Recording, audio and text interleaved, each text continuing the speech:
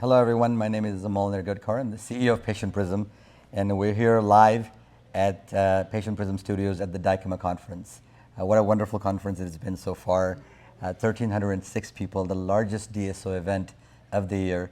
I could call it the Super Bowl of DSO events, at least for 2021. And I'm delighted to welcome Josh Swearingen and Scott Sayre from Vesper Alliance. They're a new DSO based in Cincinnati, Ohio-based, and growing pretty rapidly throughout Ohio. And truly, I want to talk to them about their story, how they started, and what's the secret to their fast growth, especially through de novos. So those are some of the questions that come to my mind. But Dr. Sayre, you've been a well-known personality in your area. You've done a tremendous amount of work in the community to help people get to their optimal health. So tell us, what was the reason for you to start a dental support organization? Well, first, thanks for having us on, and great success for Patient Prism. Been doing a wonderful job. Thank you, sir. Advanced Dentistry started many years ago, and it's a sedation-based practice. Specifically, we want to bring comfortable dentistry to everyone. And through that, I decided to kind of grow the practice, change it, gather more dentists. So our first location has 17 chairs. We've got 5 dentists there, and it's just a wonderful organization. And I said, well, let's start number 2. So we did that. We have a couple docs out there, and it's growing just as well. And it's a sedation-based practice also. And then the key to this success really is bringing on the right people, the right team, the right leaders. So I got involved with Josh Swearingen about 2 years ago, and he's really the one who has created the growth and found new sites, new team members, started an HR department, we've got our marketing department, we have our education department, and so he's been instrumental and extremely helpful and fantastic in really making the business grow. It's an inspiring story because, obviously, everybody's trying to figure out how to grow their businesses, and you guys are taking the approach that we're going to build the right ones, right? We're going to find places, we're going to get them in the right spots where care is needed, and you're going to put your best practices within those offices so that you don't have to kind of take over an office and basically convert them into your way of thinking, into your culture. Josh, I've known you for a few years. I've known of your work in larger DSOs.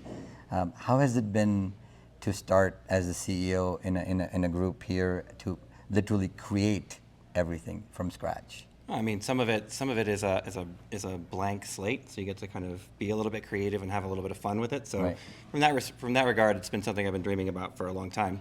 Dr. Sayre runs an amazingly successful business, and it's a model that I think is very much needed in the space and underutilized in the space. So, if you go back to the tenets of being in a larger DSO organization, all the demographics, all the site selection, all of that still apply. Right. But we're just trying to cater to a little bit different marketplace and audience. So it's been a lot of fun just to be able to kind of go out into the market, into an already existing marketing zone or DMA that we've been hitting for 10 or 12 years, and then find optimal spots so that ultimately the patients that need us can get to us.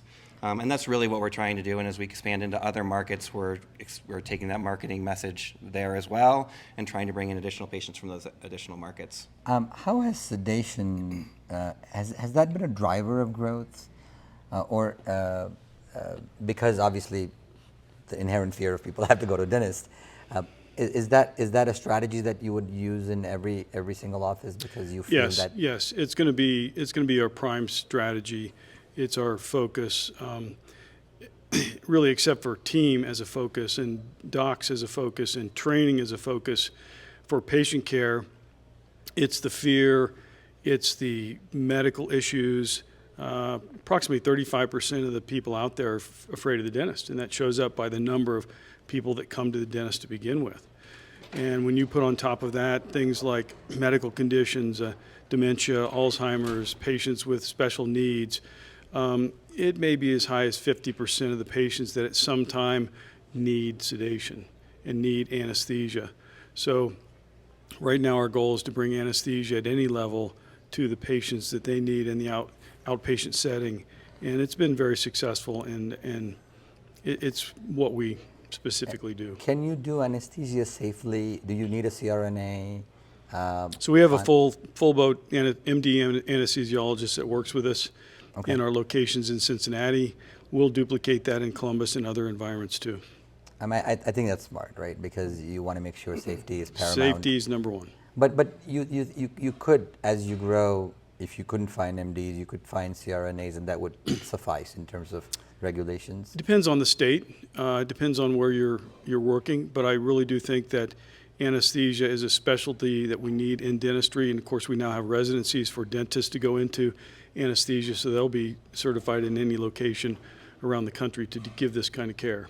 So we will probably find a young dental anesthesiologist at some point to come in and head that part of our group. Does anesthesia a profit center, or do you guys, are you able to charge more because you're offering sedation? For the most part, we do actually have a fee and a charge for the anesthesia, so it can be a profit center, but that's not our main focus. Our main focus is having the patient comfortable, and then we can do more during that appointment. Our profit is already kind of built in because we can do more, and they accept more because they're getting it done at one appointment.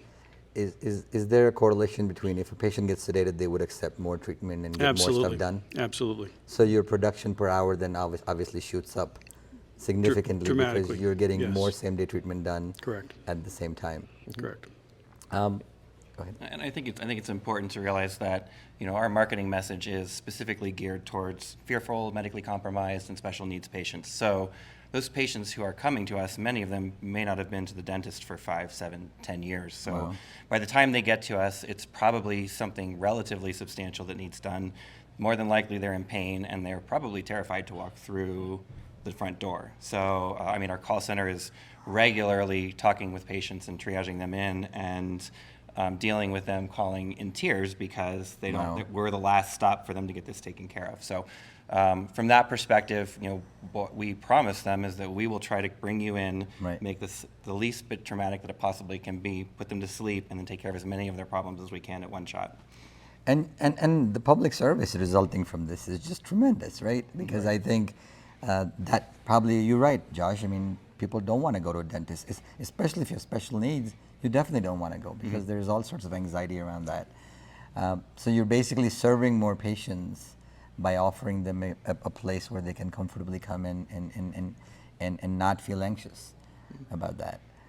You guys have focused a lot on training. I know you guys are starting up a dental assisting school for people to come in and get trained to be in this profession. How important has it been education, from an education standpoint, to really empower the clinicians to perform at their best? Well, it's key to our success. So we believe in training. I was in the military, and right from the beginning, you train, and you train again, and you train again, and then you continue to train all the way up through, the highest ranks that there are. So training is paramount. It never goes away. It never stops, and it continues. So once you realize that and you embrace it, then that's the concept that we bring into our offices, into Vesper. And you take a young dentist who's been out a couple years, doesn't have sedation background.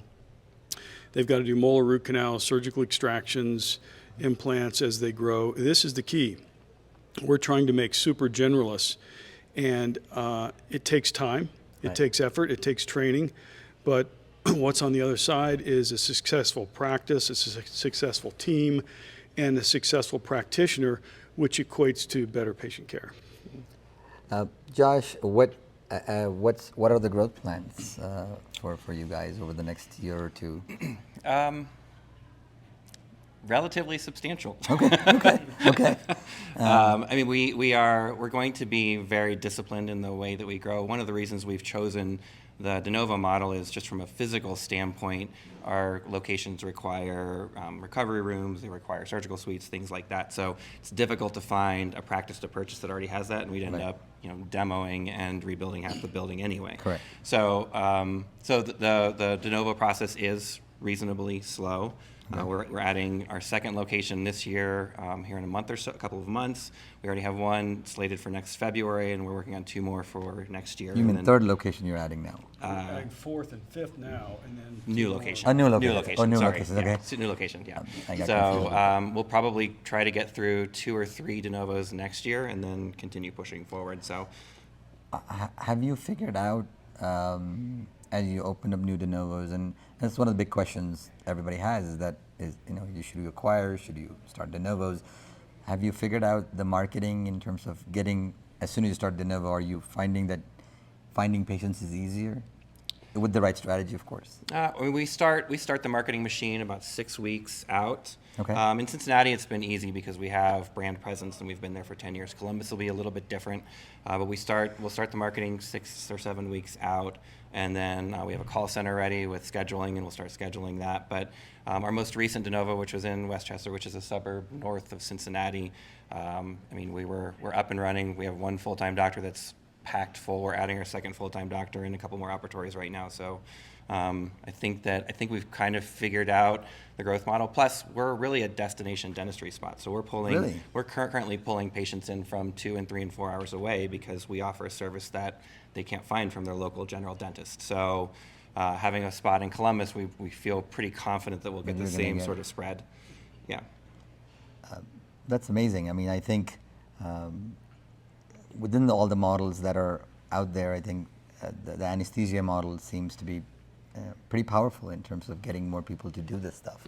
Yeah, I think that another thing that we're really looking at, which we are going to try and perfect, is acquiring a dentist out there that is really tired of doing their marketing, doing their business aspects, just like we see every day.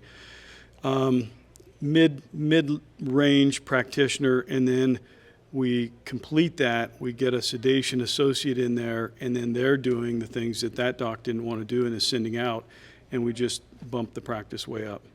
And then over time, that practitioner can either go into sedation or do his thing. So I think that's a very viable option for us. How do you train new doctors to become like you? A lot of that is very hands-on. It's like a residency. They're standing there helping do the procedures all day, every day for quite a while. But are you going to offer some sort of because obviously there's the unicorn doctors, and there's guys who are coming out of residency today are not getting a lot of hands-on. They're not. They're not getting a lot to do. I'm talking to tons of students who are graduating dental school. They haven't done 1 crown. Right. Coming out of dental school. So how do you get into what you got into? Obviously, people would love to emulate what you've done in your career. First, we choose. So I've been in dentistry for 43 years. So Okay. That's a little long. once you have the experience, then teaching becomes a little easier. But our real goal is to take a young doc, somebody who has the background and really wants to do this, and we're creating mentorships. So we'll have a lead doctor in Columbus. So the 4 or 5 new docs in the area can go over there 1 day a week, 2 days a week, Fantastic. perfect their sedation, perfect this, perfect that. In Cincinnati, I'm in place.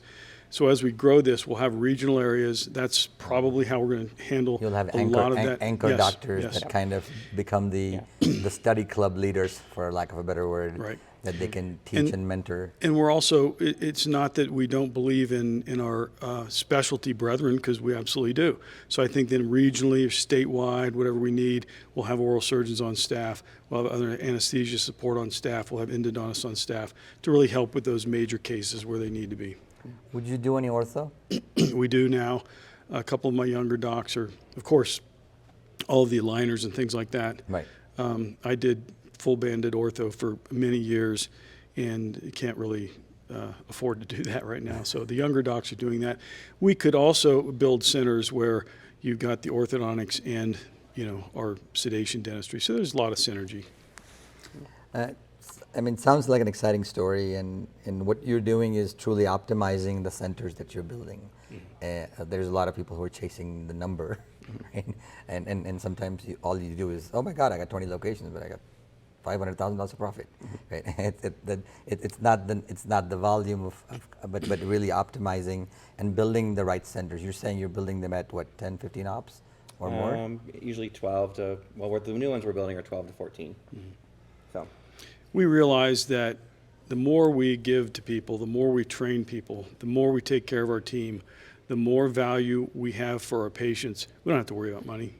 Right. You just, Yeah. you That's just the don't. byproduct of it. Yeah, yeah. It's the fun part, and it's the devil, you know, because if you don't chase the money, you just don't have to worry about those things. My grandmother used to say, the money is a funny animal, and the faster you run after it, you can never catch up to it. So it runs always faster than you. So Right. don't chase it. Don't chase it. And make it chase you. And that was one of my grandmothers. And she never went to school, but had all the wisdom in the world. she's a genius. She is a genius. Always told me, just worry about solving people's problems. Right. Money will take care of itself. Even if it doesn't, you'll still be a happier man. Right. Because of that. Last question, I think, Josh, is not a lot of smaller groups have the luxury of having CEOs that have seen things done at scale. How has your experience with where you came from, one of the largest DSOs out there in the country, how has that helped you really set the foundation for success at a group of this size? I mean, I would say that I've worked in a couple of different DSOs over the last 10 years, and I'd say that I've seen a lot of things done very, very well, and I've seen some things done somewhat poorly. So it's given me a nice perspective in kind of balancing the two. Being the CEO of a smaller organization, you end up wearing a lot of hats. All the hats. All the hats. So All the hats. I have the luxury of, for the most part, knowing everything that's going on, which is also not a luxury at all. You know, I think that Dr. Sayre and I have a great working relationship. We have a great friendship. We meet and talk regularly, and the communication is very, very good between us. And you know, we've obviously run into issues as we're scaling, because you can only do Absolutely. so much as you're building it out, and we just attack every issue as quickly as we can, deal with it, and move on. You know, even in building out kind of the educational department, it was a challenge to really get that thing started, but we knew it was critically important. We knew it was going to be a huge part of our business moving forward, and so we brought in our educational director, who's a machine, and it's been great ever since. I agree with that. I agree sometimes you have to make decisions that may not be in the short-term profit interest because you don't see the profit. But it's an investment, right? Unfortunately, it goes in the profit and loss statement, so you just see the hit to the numbers. But it should go on the balance sheet because it drives results over a period of time. Sure. But accounting principles are such that we have to put things on the wrong statements. Sure. And sometimes people don't realize that. But I'm so excited to hear about your story, and I'm going to look forward to the growth and what you guys end up doing in that area.